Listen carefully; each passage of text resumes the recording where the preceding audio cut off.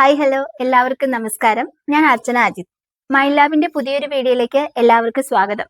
നമ്മളിപ്പോൾ ഉള്ളത് പത്തനംതിട്ട ജില്ലയിലെ അടൂരുള്ള കൃഷ്ണകുമാർ സാറിന്റെ വീട്ടിലാണ്. കൃഷ്ണകുമാർ സാറ് ഫാമിലിയുമായിട്ട് കുവൈറ്റിൽ സെറ്റിൽഡ് ആണ്. സാറ് നാട്ടിൽ ഒരു വീട് വെക്കുന്ന സമയത്ത് കുവൈറ്റിൽ വെച്ച് നമ്മുടെ യൂട്യൂബ് ചാനൽ കാണുകയും നമ്മളുമായിട്ട് കോൺടാക്ട് ചെയ്യുകയും ചെയ്തു. അങ്ങനെയാണ് നമ്മൾ ഈ തിയേറ്റർ വർക്ക് സ്റ്റാർട്ട് ചെയ്യുന്നത്. അപ്പം നമുക്ക് തിയേറ്ററിന്റെ വിശേഷങ്ങളൊന്ന് കണ്ടിട്ട് വന്നാലോ?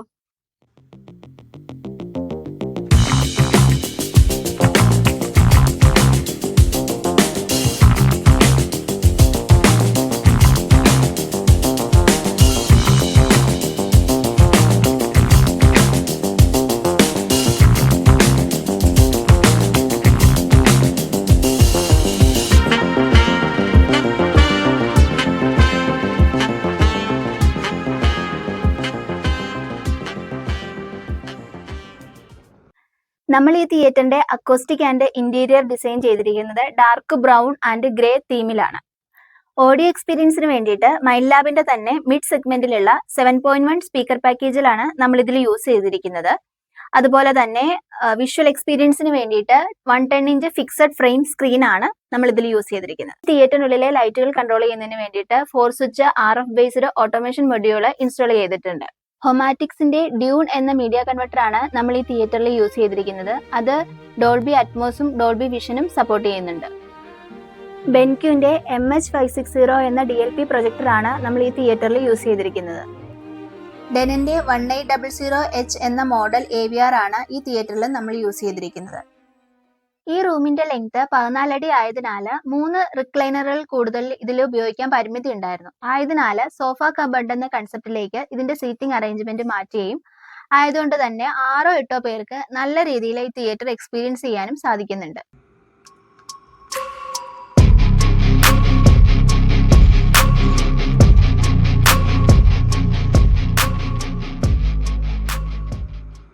പൊതുവെ മ്യൂസിക്കിനോട് അത്യാവശ്യം ക്രേസ് ഉള്ള ഒരു വ്യക്തിയാണ് ഞാൻ. അപ്പം നമ്മൾ സ്വന്തമായിട്ടൊരു വീഡിയോ വെക്കുമ്പോൾ അതിലൊരു ഹോം തിയേറ്ററും കൂടെ ഉൾപ്പെടുത്താൻ ഞാൻ അധികം പ്രാധാന്യം കൊടുത്തൊരു വ്യക്തിയാണ്. അപ്പം അങ്ങനെ കുറെ വ്യൂസും പിന്നെ അറിയാമല്ലോ സൗണ്ട് ക്വാളിറ്റി നമ്മൾ ഉദ്ദേശിക്കുന്ന ബഡ്ജറ്റിൽ എത്തിക്കുക എന്നത് തന്നെ ഒരു പ്രധാന ലക്ഷ്യമാണ്. അതിനോട് തുടർന്ന് ഒരുപാട് ഫ്രണ്ട്സിനോട് ചോദിക്കുകയും പിന്നെ മീഡിയ ത്രൂ ഒരുപാട് സെർച്ച് ചെയ്യുകയും അങ്ങനെ ഓൾമോസ്റ്റ് ഒരു 1 ഇയർ എൻ്റെ വേസ്റ്റായി. അങ്ങനെയാണ് ഞാൻ മിൻ ലാബിലേക്ക് എത്തിച്ചേരുകയും അതിൻ്റെ വീഡിയോസ് കണ്ട് എനിക്ക് ഇഷ്ടപ്പെടുകയും നമ്മൾ ഉദ്ദേശിക്കുന്ന ബഡ്ജറ്റ് അവർ ചെയ്തു തരുമെന്നൊരു വിശ്വാസം എന്നിൽ വന്നതിനെ തുടർന്ന് ഞാൻ അവരെ കോൺടാക്ട് ചെയ്യായിരുന്നു. അങ്ങനെ മൈൻഡ് ലാബിനെ ഞാൻ കോൺടാക്ട് ചെയ്തു. അവരുടനെ തന്നെ ഒരു ഡേറ്റ് തന്ന് അതും പ്രകാരം അവർ ഞങ്ങളുടെ വർക്ക് സൈറ്റിൽ പോയി കാണുകയും റൂമിൻ്റെ എക്സാക്ട് ഡയമെൻഷൻ അനുസരിച്ച് എനിക്ക് റെസ്പോണ്ട് വന്നു. കാരണം എൻ്റെ മനസ്സിൽ നമ്മുടെ യഥാർത്ഥ തിയേറ്റർ പോലെ റീക്ലൈനും കൂടെ ഉൾപ്പെടുത്താനായിരുന്നു ഉദ്ദേശിച്ചിരുന്നത്.